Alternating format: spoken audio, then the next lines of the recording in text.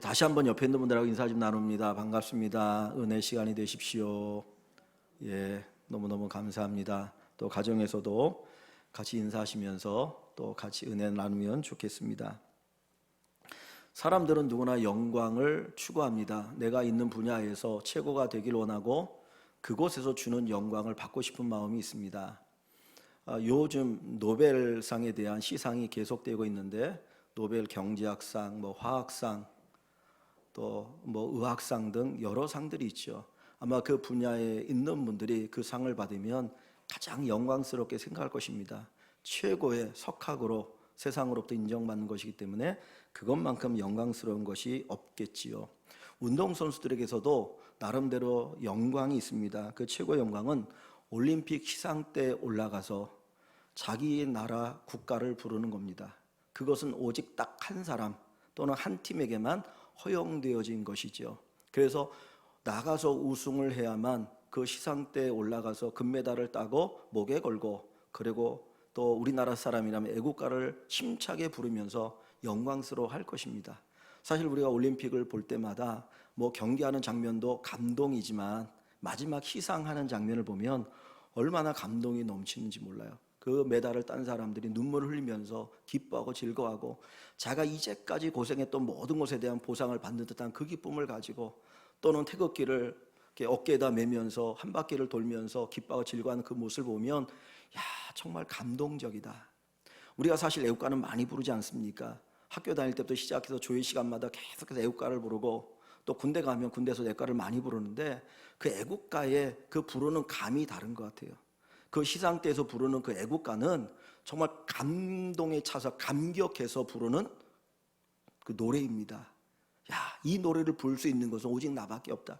이 자리에 서 있는 사람만이 이런 감동을 가지고 부를 수 있다고 하니까 얼마나 그 사람들 마음속에 그 영광이 크고 크겠습니까?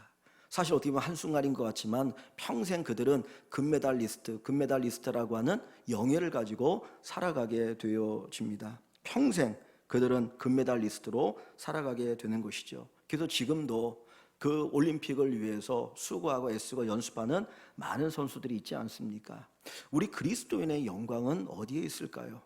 우리가 예수를 믿고 그리고 구원을 받고 이 땅을 살아가는데 우리의 영광은 무엇에 속해 있습니까? 이 땅에서 부귀 영화를 누리는 것이 우리의 영광입니까? 아니면 그 어떤 것을 얻는 것이 우리의 영광이겠습니까? 오늘 본문은 사도 요한이 천국의 모습을 환상으로 본 거예요. 하나님께서 천국의 모습을 요한계시록에 몇 군데 보여주고 있는데 그 중에 하나가 오늘 본문의 내용인데, 여기 보면 그리스도의 영광의 모습을 보여줍니다. 시온산이라고 하는 곳이 있는데 거기에 어린 양이 섰고 14만 4천 명이 새 노래를 부르고 있더라 그랬습니다. 근데 제가 이 모습을 가만히 생각해 보면 무엇과 같으냐면, 우리나라에도 그 백마고지라는 곳이 있죠. 백마고지 하면 엄청나게 전쟁이 치열했던 곳 아닙니까? 철원 쪽에 있는데 이 전쟁을 하게 되면 이제 서로 아군과 적군이 막 싸우다가 그 고지를 점령을 합니다. 그리고 완전히 이기고 나면 거기 고지하려고 함성을 지르면서 노래를 부르거든요. 우리가 이겼다, 승리의 함성을 지르는데 오늘 본문이 마치 그것과 같은 모습입니다. 이 땅에 살아갔던 수많은 믿음의 성도들이 저 영원한 천국에서 그 시온산 위에서 어린 양과 함께 서서 기쁨의 노래, 영광의 노래, 그리고 이 세상이 부를 수 없는, 보통 사람 부를 수 없는 그 환희의 노래를 부르면서 기뻐하는 그 모습이 오늘 본문의 모습이거든요.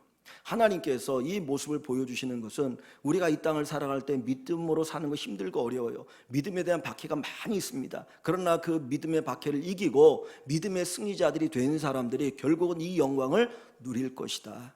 그것을 우리에게 보여주고 있는 것입니다. 히브리서 11장에 보면 믿음의 경주를 하라, 믿음의 경주를 하라고 이야기합니다. 그러면서 우리 믿음의 선진들이 저 천국에서 우리가 믿음의 경주를 끝내고 들어올 때 함께 기뻐하면서 우리를 맞이할 것이다 라고 얘기하죠.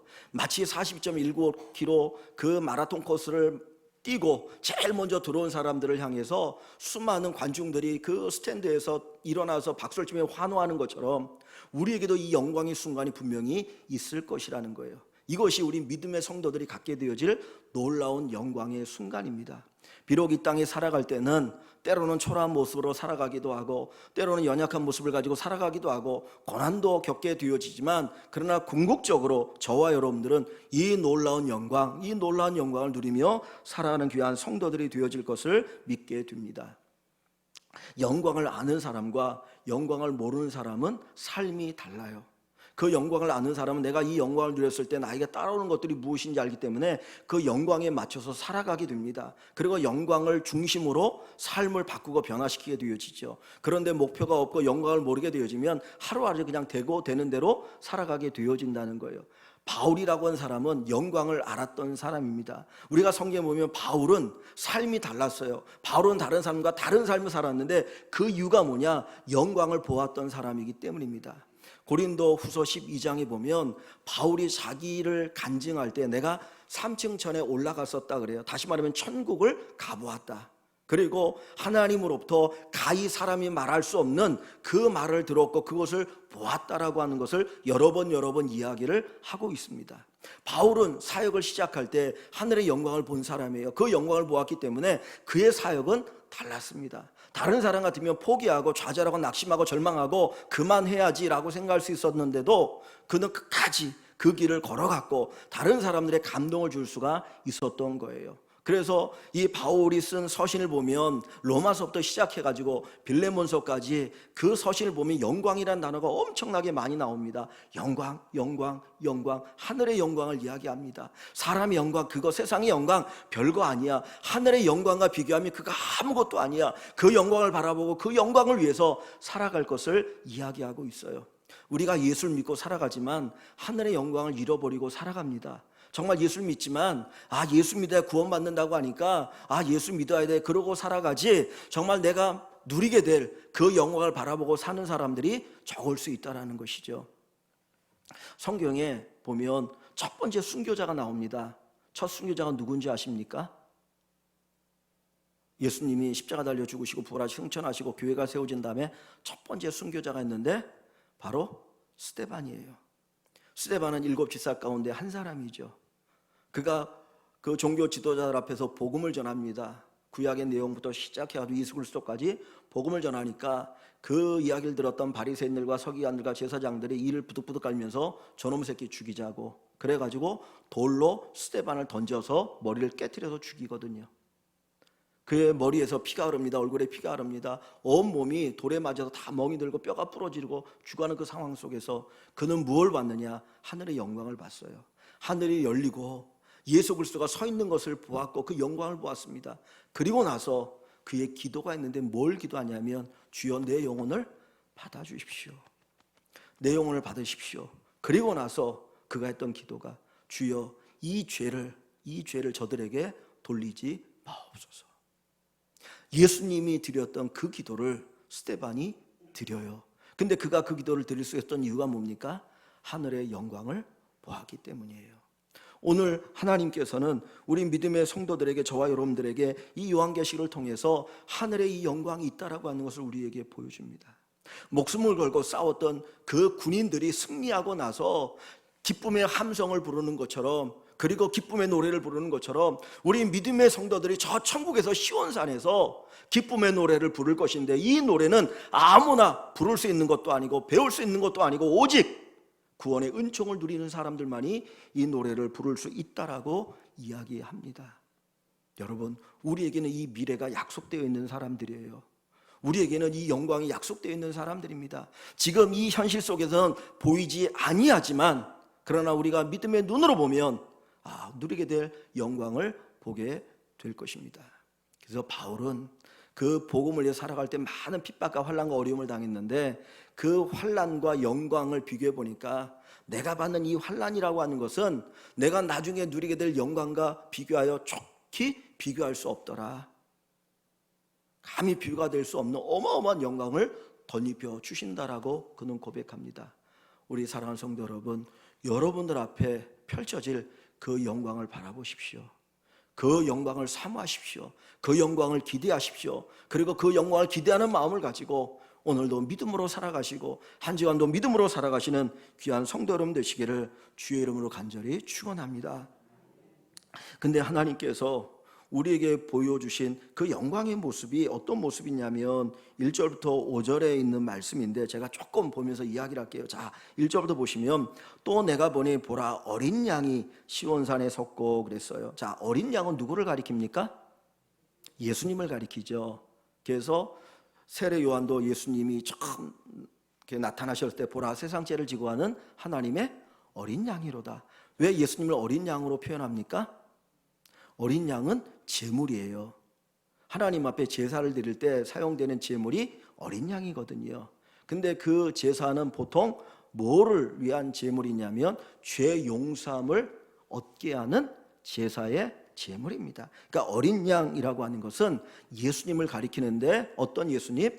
우리의 죄를 대속하기 위해서 십자가에 피 흘려 죽으신 예수님을 이야기하는 거예요. 그러니까 그냥 예수님이라는 표현과 어린 양이라고 하는 표현은 듣는 사람들의 감이 다른 거예요. 우리는 그냥 잘 그 감이 느껴질지 모르겠지만은 이것을 읽는 사람들에게 시온산에 있는 어린 양이라고 하면 나를 위해서 마치 십자가 위에 달리신 그 갈보리 언덕에 그 십자가에 매달려 있는 그 예수님의 모습을 생각하게 되어지는 거죠.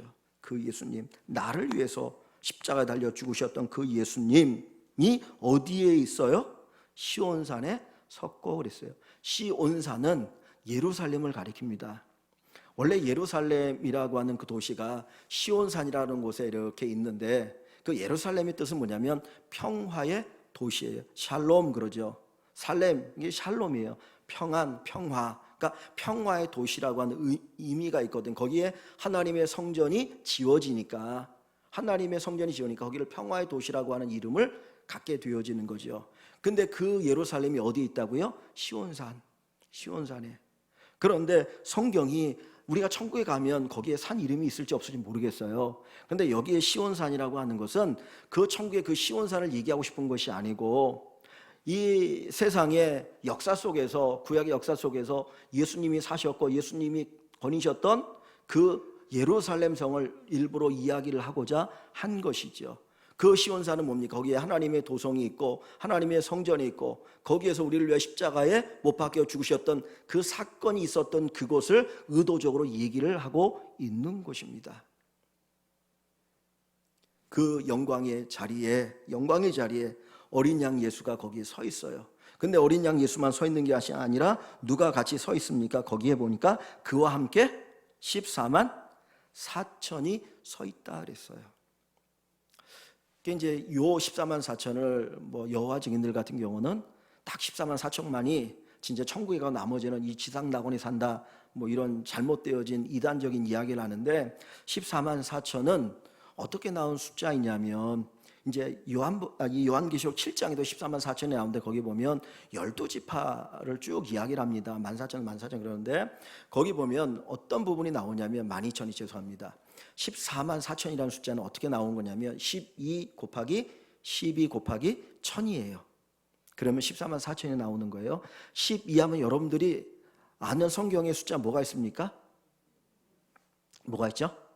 12제자가 있죠. 또 12지파 있죠. 구약의 12지파, 야곱의 12아들이 12지파가 되고 나라를 만들지 않습니까? 그러니까 12 곱하기 12는 구약의 12지파와 신약의 12제자를 상징하는 거예요. 그러니까 그거는 단순히 12지파 그것만 상징하는 것이 아니라 넓게 나가면 구약의 교회, 신약의 교회를 얘기합니다. 거기 곱하기 1000이라고 하는 것은 많다는 의미예요. 즉 다시 말하면 구약과 신약의 교회, 다시 말하면 하나님이 부르셨던 수많은 백성들이 영광의 자리에서 우리를 위해 십자가에 피 흘리셨던 그 예수님과 함께 승리의 함성을 외칠 것이고, 여기 어디가 보면 3절에 보니까 그들이 뭘 하고 있습니까? 그들이 보좌 앞과 내 생물과 장로들 앞에서 새 노래를 부르니, 새 노래를 부른다 그랬습니다. 그러니까 이전에 부른 노래와 다른 새 노래를 부르니 땅에서 속량함을 받은 14만 4천 밖에는 능히 이 노래를 배울 자가 없더라 그랬어요. 그러면 이 노래는 누구만 부를 수 있는 거예요? 14만 4천만 부를 수 있는데, 14만 4천이라고 하는 것은 구원받은 성도들을 얘기한다 그랬어요. 그러니까 이 노래는 구원에 대한 기쁨의 함성과 노래를 얘기하는 거예요. 여러분, 노래라고 하는 것은 슬플 때도 부르지만 기쁠 때 많이 부르죠. 그죠? 그래서 잔치를 벌이면 칠순 잔치를 한다든가 뭔 잔치를 하면 가무가 펼쳐지지 않습니까? 노래도 부르고 낙춤도 추고. 지금 그걸 얘기하는 거예요. 하나님 우리를 구원하여 주시고 영광의 자리에 너무 기쁘니까 어린 양 예수와 함께 덩실덩실 춤을 추면서 노래를 하는데, 이 노래는 오직 구원받은 성도들밖에는 부를 수가 없다라는 거예요. 그러니까 천국의 기쁨과 천국의 영광을 이렇게 표현하고 있는 것입니다. 하나님께서 우리에게 이 놀라운 영광을 덧입혀 주시게 되는 것이죠. 왜 하나님이 굳이 시온산을 얘기합니까? 사실 그건 상징적으로 표현하는 것인데, 이건 뭐냐면 아까 말씀드린 것처럼 왕의 도시예요. 그러니까 예수님과 더불어 우리가 왕노릇할 것이다. 너희들이 구원받고 영원한 천국에 들어가면 예수님과 함께 왕노릇하며 이 세상에서 볼 수 없고 이 세상 경험할 수 없고 상상할 수 없는 그 영광을 누리는 놀라운 축복이 너희에게 있을 것이다 라고 하는 것을 우리에게 보여주시고, 그것을 바라보며 믿음의 어려움들을 이겨나가게 하시는 겁니다. 여러분, 이 요한계시록을 읽고 있는 성도들은 AD 100년경에 살았던 사람들이에요. 그때가 어느 때냐면 로마에 의해서 엄청나게 신앙의 박해가 있었던 때입니다. 어떤 사람들은 평생 예수 믿는 것 때문에 태어나 죽을 때까지 햇볕을 제대로 한 번도 보지 못하고 죽은 사람도 있어요. 그 당시 신앙의 박해를 피해서 많이 어디에 숨었냐면 카타콤이라고 하는 무덤, 지하 무덤이죠. 그러니까 지하 동굴에 숨어서 예수 믿고 살아가는 거예요. 믿음 지키기 위해서. 로마의 황제를 신이라고 고백해야 살 수 있는데, 그걸 거부하며 살아갔던 그 고난의 사람들에게, 여러분 지금 이 땅에서 고난을 당하고 믿음 지키기 위해서 힘들고 어렵지만 여러분, 우리에게 이 영광이 있습니다. 이 영광을 바라보시면서 이 고난을 이겨나가십시오. 이 믿음의 환난을 이겨나가십시오. 그것을 강조하기 위해서 이 이야기를 지금 우리에게 들려주고 있는 겁니다. 여러분, 우리가 코로나 시대에 믿음 생활하는 게 참 어려워요. 사실 어떻게 보면 교회에 대한 박해가 있는 것처럼 보이기도 합니다. 어떤 단순한 그것이 어떤 정부의 이야기가 아니고, 이 세상의 모든 문화가 사단이 자꾸 흔들기 때문에 어떻게든지 교회를 흔들려고 하고 믿음을 흔들려고 하고 적대적인 그런 세상으로 가게 되어 있어요. 이 세상 속에서 우리가 믿음을 지키고 살아가야 되는데, 그것은 뭐냐? 영원한 천국을 바라보고 영광의 천국을 바라보고 살아가는 것입니다. 시온산은 왕과 함께 누리는 곳이에요. 또 반면에 한편으로 보면 예수님이 거기서 십자가에 죽으셨다 그랬어요. 여러분, 예수님이 십자가에 죽으실 때 그 모습이 어떤 모습입니까? 얼마나 무력합니까? 예수님의 제자들은 예수님을 따라다닐 때 예수님을 따르면 예수님이 혁명을 일으켜서 큰 왕이 될 줄 알았어요.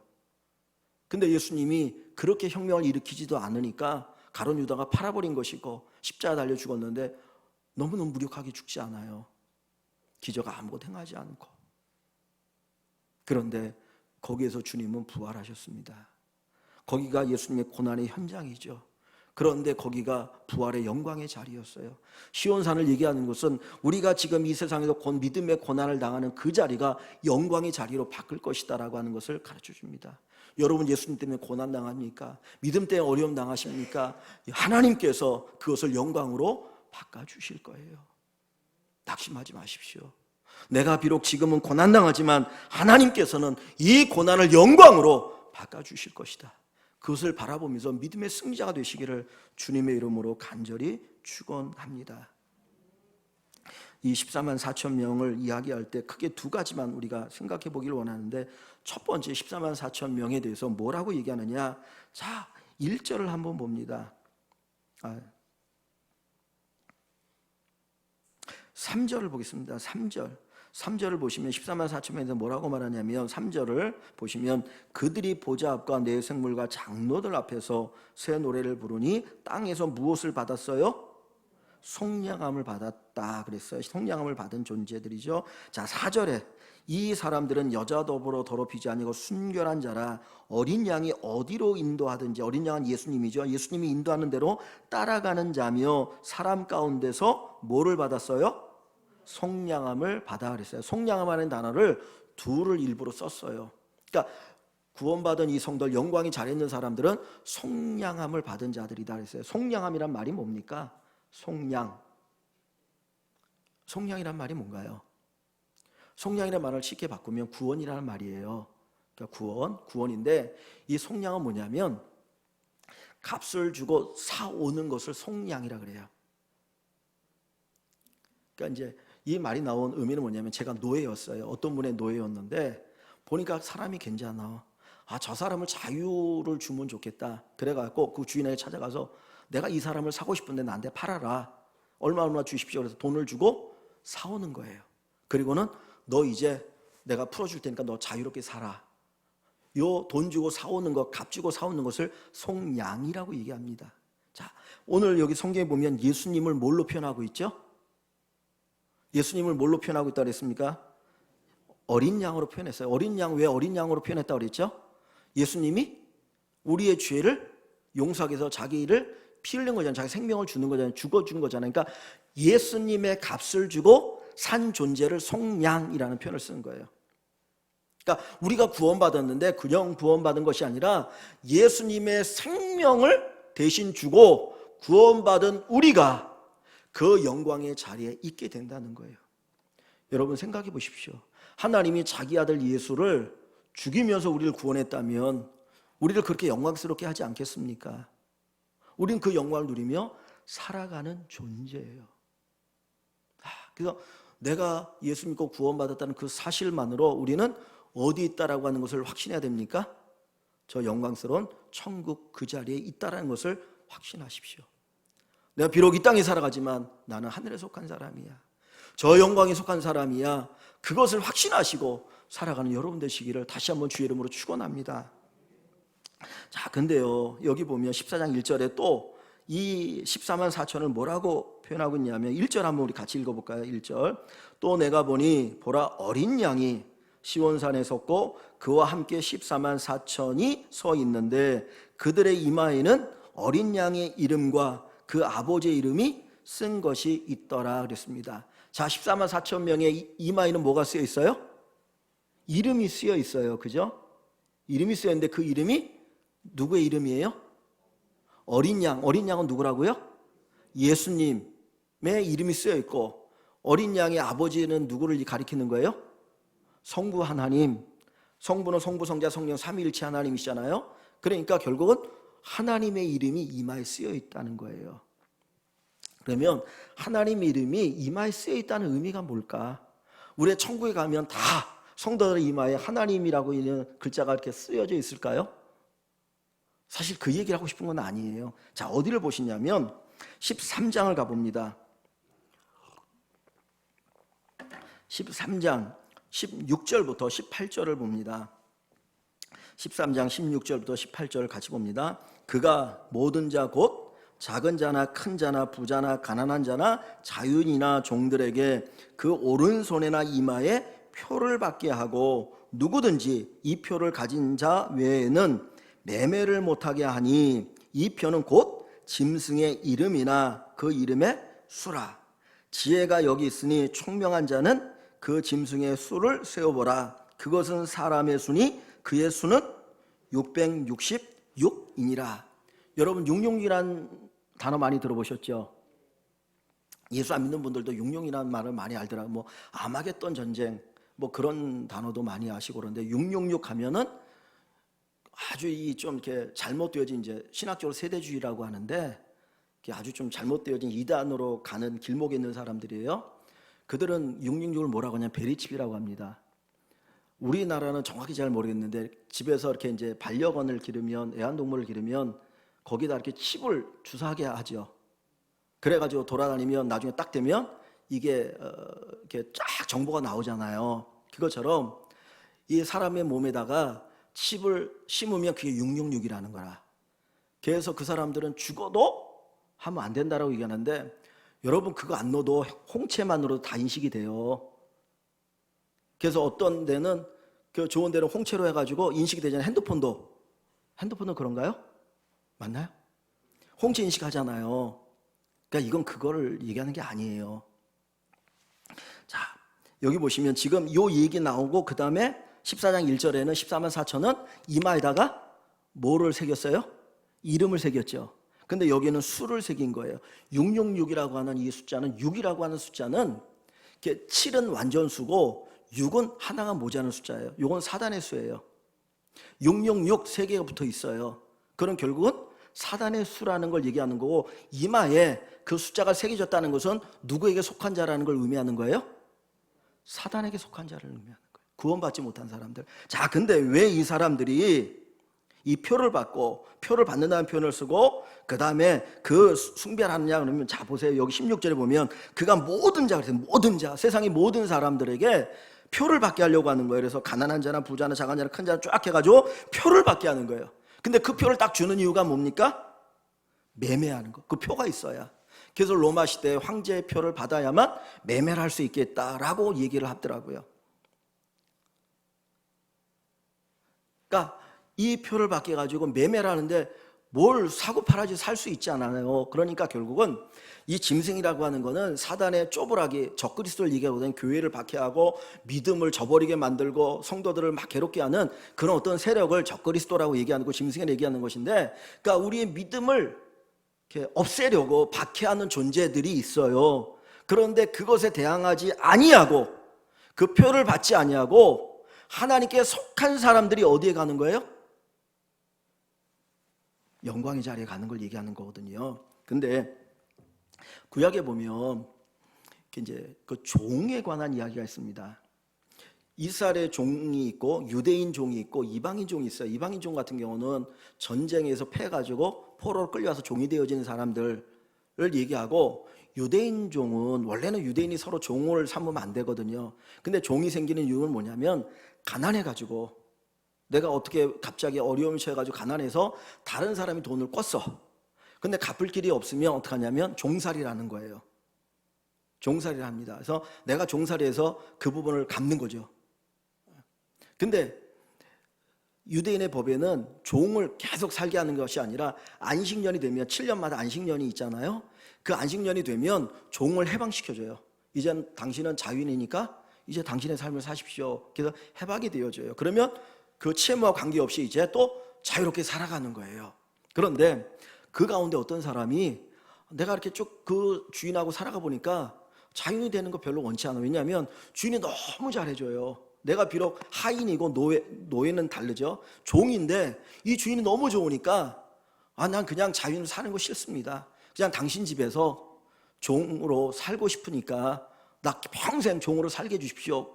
이제 그러면 그 주인이 어떻게 하냐면 저 문에다가 귀를 대고 이렇게 구멍을 뚫어요.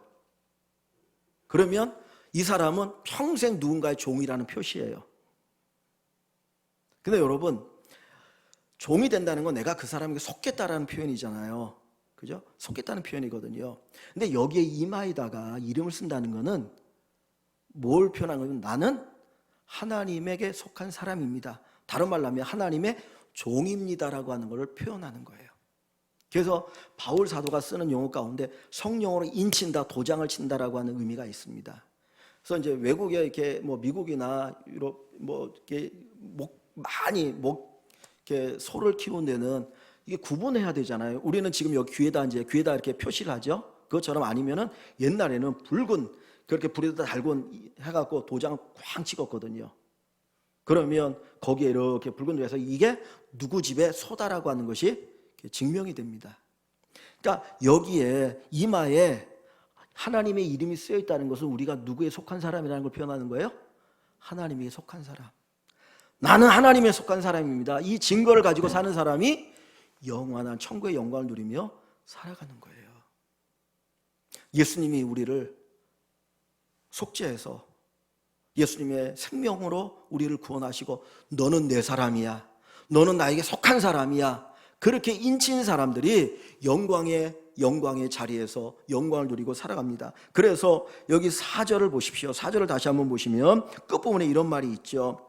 이 사람들은 14만 4천 성도들은 여자와 더불어 더럽히지 아니하고 순결한 자라, 어린 양이 어디로 인도하든지 따라가는 자며, 사람 가운데서 성량함을 받아 처음 익은 열매로 하나님과 어린 양에게 뭐한 자들? 누구에게 속한 자들? 하나님과 어린 양에게 속한 자들이니, 하나님께 속한 사람이에요. 그래서 하나님이 지키시고 이 땅에서 보호하시다가 어디까지 인도하셔요? 영광의 자리에까지 우리를 인도하여 주시는 겁니다. 이 믿음을 가지고 살아가시기를 주 이름으로 간절히 축원합니다. 자, 한 조금만 더 나가면 이 사람들이 이제 나는 예수님의 사람이다라고 표시를 했어요. 그런데 그것이 단순히 예수님의 사람이다라고 하는 것 표시하는 것이 아니라 한 걸음 더 나가면 나는 예수님의 사람이라고 하는 것이 자랑스러운 거예요. 세상의 눈으로 보면 종이라고 하는 것이, 한이라고 하는 것이 낮고 천한 것처럼 보이지만 내 주인이 너무너무 좋으니까 내가 자발적으로 종이 된 거잖아요. 그러니까 주인 때문에 너무너무 자랑스러운 거야. 주인이 내 주인은 나를 이렇게 사랑하고 이렇게 나를 잘 대해줘서 나는 너무 내 주인이 나는 자랑스럽습니다 라고 하는 고백이 여기 담겨 있는 거예요. 우리의 이름에, 우리의 이마에 하나님의 이름이 새겨졌다라고 하는 것은 예수를 자랑하고 사는 사람들이에요. 예수님 자랑하고 나는 부족해요, 나는 부족해요, 나는 못났어요. 그런데 예수님이 나를 이렇게 사랑해 주시니, 나를 구원해 주시니, 영광의 자리에 이르게 주시니 주님 감사합니다. 예수님 자랑하며 살아가는 사람들인 겁니다. 여러분, 우리는 뭘 자랑하고 살아갑니까? 정말 예수 그리스도를 자랑하고 살아갑니까? 요즘 세상에 이런 거 저런 거 자랑하는 사람들 많잖아요.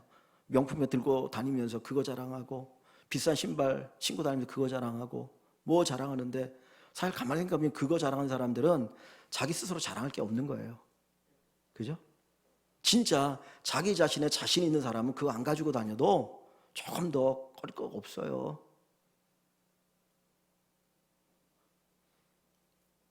세상은 끊임없이 다른 거 자랑합니다. 근데 우리는 누구 자랑해요? 예수 자랑하는 거죠. 예수님 내 인생의 최고입니다. 내 인생의 최고의 가치는 예수 그리스도입니다. 그분 때문에 살고 그분 때문에 우리가 인도함을 받습니다. 오늘 본문 한번 다시 보십시오. 여기 4절에 보면 우리가 이 땅에 살아갈 때 구원받았는 성도들, 영광을 누리고 살아가는 성도들은 이 땅에 살아가는 삶을 사실은 얘기하는데, 거기 보면 뭐라고 말합니까? 이 사람들이 여자와 더불어 더럽히지 않냐고. 여자라고 하는 것은 여러분들이 우리 잠언 쓰잖아요. 잠언의 앞부분에 나오는 음녀가 많이 나오죠. 그죠? 이 여자는 음녀를 얘기하는 게 우리를 미혹된 길로 빠지게 만드는 거. 예?